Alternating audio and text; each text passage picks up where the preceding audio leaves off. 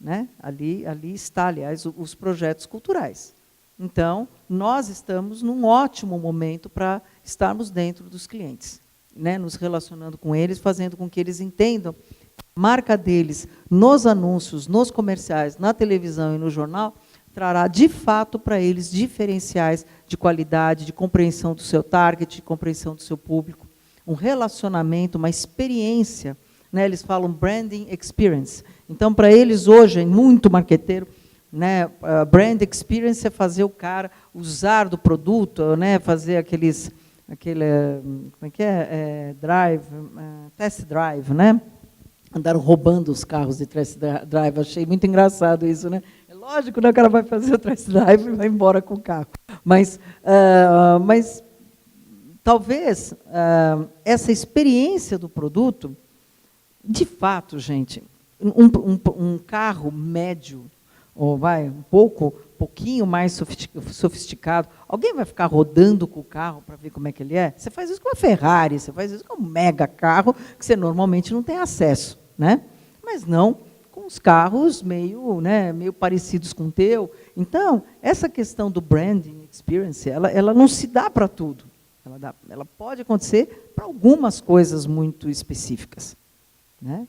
Mas o cara ter na memória que ele é apoiador, ele é investidor de questões sociais, que são valores importantes para mim, isso pode agora tornar realmente uma diferença. Então, o argumento é esse. Daí nós temos as atividades, né, de informação interna, tanto para os nossos públicos quanto para o público do cliente, que normalmente a gente não trabalha com isso.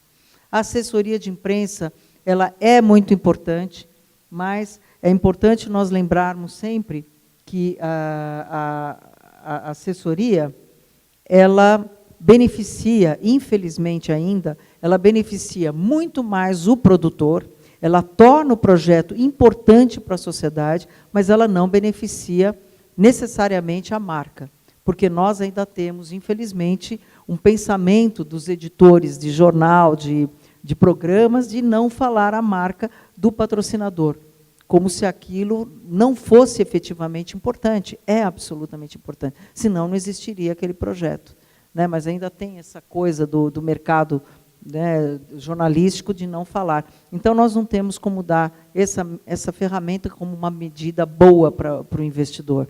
É importante para nós. E se nós formos importantes, o nosso projeto for importante, lógico que isso beneficia ao investidor. Mas jamais pode ser a única ferramenta utilizada, e muita gente se utiliza disso como a única ferramenta, querendo convencer o investidor que ele vai ter uma supervisibilidade. E não é verdade.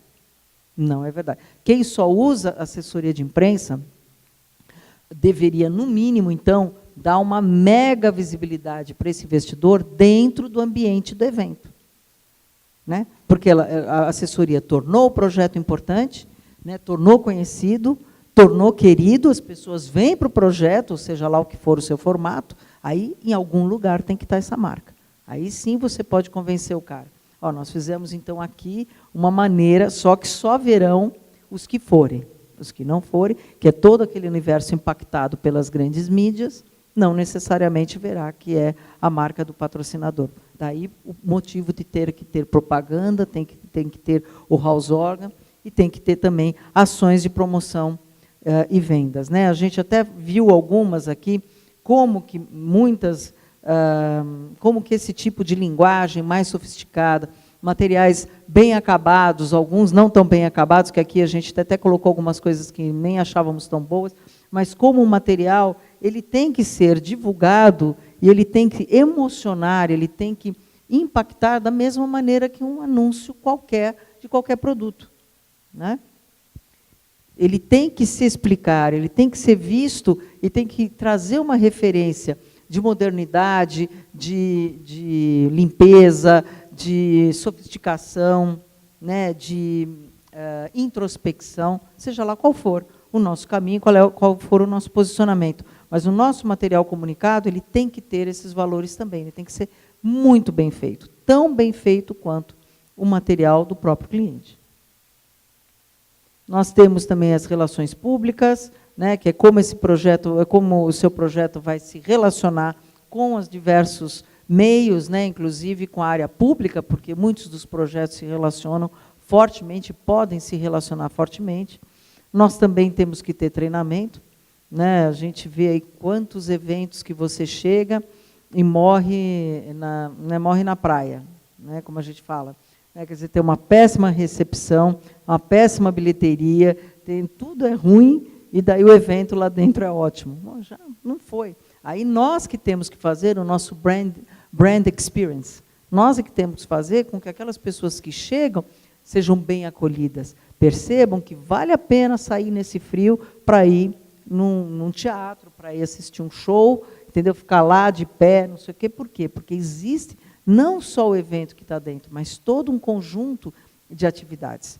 Né? Você tem algumas casas aqui, em São Paulo, que tem uma forma de recepcionar absolutamente sofisticada, né? Você se sente grande, fala, puxa, né? Como, né, as pessoas muito bem educadas, não sei o quê, e você chega em alguns lugares. Eu tive essa experiência, por exemplo, no sábado fui assistir um musical, e eu estava com os convites na mão, e, aliás, não estava com os convites estavam num lugar para serem retirados. Eu avisei para a pessoa que eu estava fazendo uma videoconferência, né, na parte da tarde no escritório, que iria demorar um pouco, então eu pedi para uma outra pessoa pegar esses ingressos e levar e encontrar as outras 6 pessoas que estavam lá esperando. Essa pessoa foi e esqueceu de pegar os ingressos, daí me liga. Aí eu que estava mais próxima do lugar, saí feito uma louca, peguei os ingressos para descer, né, peguei um trânsito danado, histérica. Eu estava realmente, eu cheguei tão nervosa que eu quase que não assisti os primeiros minutos do espetáculo. Mas eu ligava e falava, olha, diga para o cara da bilheteria que eu estou chegando. Eu posso falar com ele, eu estou com os ingressos na mão. Fala para ele liberar, porque tinham 4 senhoras ali, fala para ele liberar, que eu estou chegando. O pessoal não liberou. Não liberou. A ponto de daí eu comecei a ligar de 5 em 5 minutos, olha, eu estou aqui a 4 quarteirões, não andava, estou aqui a 3 quarteirões, não sei o quê. Daí, alguma luz divina daquele teatro entrou e falou, pô, dá um ingresso. Eu até falei, olha, diga que se eu não chegar em 10, 15 minutos, você paga os 8 ingressos, os 7 ingressos. Qual é o problema? A gente não tem problema. Né? E não, assim, eu cheguei num nível de estresse, a pessoa deixou lá tudo, chegar num ponto de estresse, que você fala, pô, não quero. Se eu puder não mais ir nesse teatro, eu não vou, porque não me interessa. Né? Não me interessa. A gente, em muitos outros lugares de atendimento, você é atendido de forma mais digna. Será que nós ainda vivemos num país em que você é culpado antes de verem que você é inocente? É isso que é Brasil, né? Você é culpado antes de, né, como eu fico impressionada com essas acusações na televisão, seja de político, seja de um médico, seja do que for, os caras acusam, né, principalmente alguns programas jornalísticos, né, acusam o cara, as pessoas ainda estão pensando, ele deve estar envolvido no sequestro, no amor, já mataram o cara, já destruíram ele moralmente, publicamente, daí descobrem lá na frente que não é bem isso, não é assim que a gente funciona. Então, infelizmente, a área da cultura também promove isso, porque não tem treinamento, não tem uma atitude de olhar que aquele público faz parte do teu negócio. Né? Às vezes, a gente tem a sensação que o pessoal, né, a turma, né, das artes faz só para si. Só para si. Né? As suas grandes experimentações, só para si. Só que ele quer fazer só para si com dinheiro público. Então, isso para mim também é uma coisa que me traz muito estranhamento. Né? Muito estranhamento. Eu não consigo entender bem isso. Aí você tem as participações de como você funciona, né, com esse caráter, como que vocês podem apoiar projetos ou do cliente ou criar seus próprios projetos. Inclusive, tem eventos, e não tem ainda muitos eventos nessa área, como tinha a Feira da Música, nós não temos muitos desses eventos agregadores, exatamente porque nós não nos sentimos um mercado forte, sólido, setorial. Como nós trabalhamos de forma marginal, porque a Feira da Música, você tem 2, né? Você tem a Feira dos Instrumentos, que ela é promovida pelos lojistas, que têm clareza desse mercado, Ou você tem a Feira da Música, que traz produtores, uma série de coisas, mas do negócio da área da música, que também é extremamente promovida pelas gravadoras e pelos selos. Então, se você for lá olhar quem é que promove esses encontros, são sempre setores melhor organizados. Né? Você imagina uma feira do teatro. Eu não consigo imaginar. E você imagina quanto que isso poderia ser bacana, uma feira internacional, né, de produtores de teatrais. Quantos projetos vocês já viram, quantos projetos têm lá cenários inteiros guardados, né, uma série de materiais desenvolvidos por um tempo imenso, e que não são repassados, não são trocados, não tem a compreensão disso. A gente faz isso com dança, faz isso com, né, com música, mas não fazemos isso com teatro. Porque parece que tudo é muito autoral, né? Tudo é autoral. Não, você tem ali uma produção. Né? Isso seria uma troca muito interessante. Vocês já pensaram quanto, por ano, que essas leis de incentivo produzem de cenários e materiais que são simplesmente desprezados depois? Guardados, jogados, não são reutilizados, sequer reutilizados, porque o dinheiro acaba, não se faz mais temporada, não se dá, né, não se vai para frente com a coisa. Ou, a não ser que faça um outro projeto, que é o de circulação. Né? Daí pega mais um dinheirinho do Estado, né, porque não se cria um fundo, não faz uma mobilização para isso.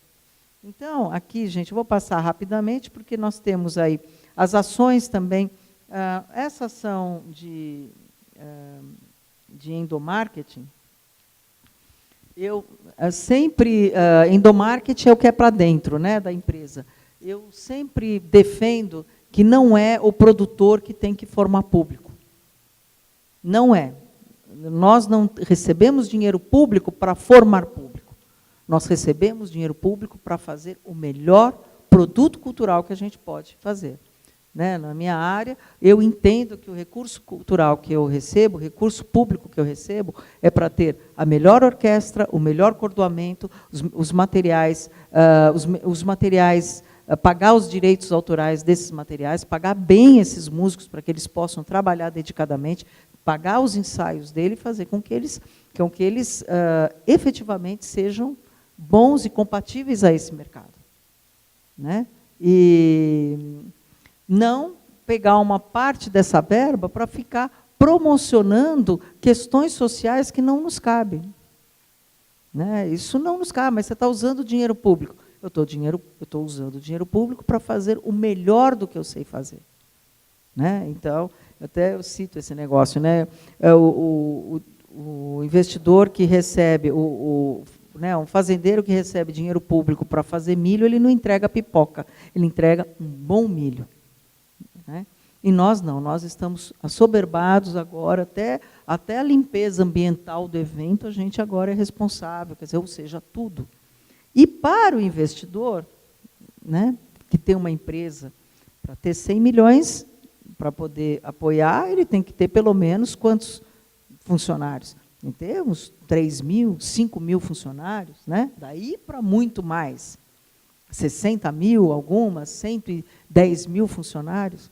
Por que as empresas que investem em nossos projetos não assumem a responsabilidade de gerar público e de fazer um trabalho de endomarketing, levando os conceitos, essa formação cultural que não é dada em nenhuma escola, infelizmente.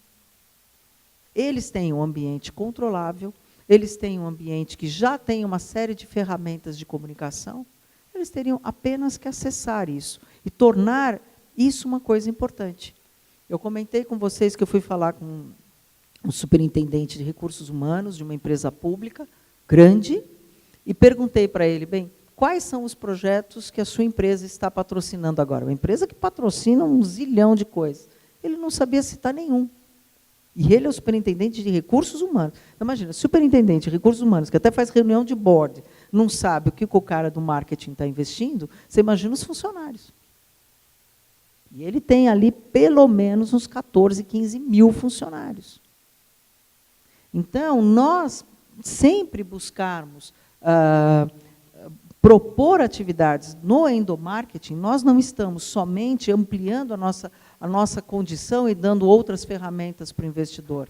Mas nós também estamos, de alguma maneira, atuando naquele público interno para que nós consigamos ter cada vez mais públicos.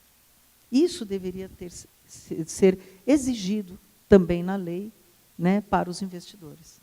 É muito simples, é só canetar e fazer acontecer. Isso não é lei, isso é aditivo, isso é simplesmente um procedimento. Da mesma maneira que a gente tem que entregar 32 certidões negativas diferentes, o cliente deveria pelo menos falar, não, eu vou colocar isso nos meus materiais internos e vou ativar meu público interno. Nem isso faz. Mas também nós não oferecemos. Marketing de incentivo, né, a gente fala, o que nós temos a ver com isso? Né?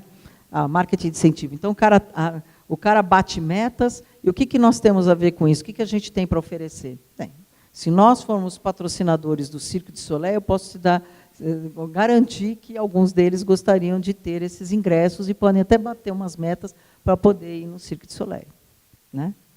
Então, a gente pode ser uma ferramenta importante também dentro dessa lógica, para que o próprio investidor estimule o seu público interno dentro das suas necessidades ou atividades para que ele participe dos nossos projetos. Como que ele faz isso? Tornando os nossos projetos importantes para aquelas pessoas. Né? O que é um projeto importante? É o projeto que nós tornamos importante. Ponto final. Mas como assim, Anne? Você tem aí um projeto, você tem aí um festival de jazz, né, maravilhoso. Tá bom, é maravilhoso, mas se você pegar o elenco dos artistas de jazz que estão nesse festival, eu posso garantir que 70% deles você não conhece. Né? Só os especializados, os caras que estão ali com a orelha. Eu diria até mais os músicos, né, que conhecem e daí buscam as referências. Mas o público, em geral, não conhece cada um daqueles.